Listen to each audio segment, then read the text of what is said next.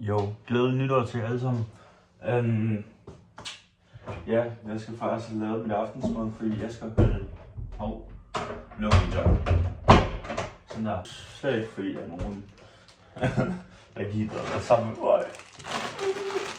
Ej, folk de har kraftigt bare altid travlt, når det er nytår, men det er også gør nok. Men ligger der hår hernede også nu? Ej, hvor lækkert. Og så alligevel, så skal jeg ikke holde nytår helt alene, for jeg har også min kat Coco. Men hvis vi lige får stallet den her ind, vi vil lige skal tage det sidste, for jeg er en sulten mand.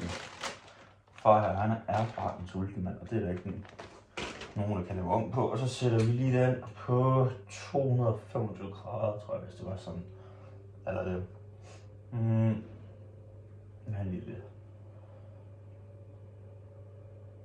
Ej, udlagsflyene, dem tager jeg senere. Så de faktisk også skulle gå til det her. Men jeg gider sgu ikke lige til at lave om på det. Det jeg lige vil sige for nu, det er, at jeg håber, I kommer ind i det gode nye år. Og så at I passer godt på hinanden, og dem I elsker. Og jeres kærester og familie og jeres kæledyr.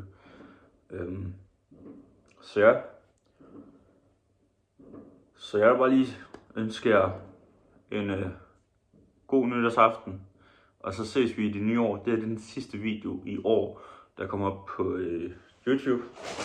Og i hvert fald her for 2025. Så yes. Vi ses i det nye år, og I alle sammen må hygge jer.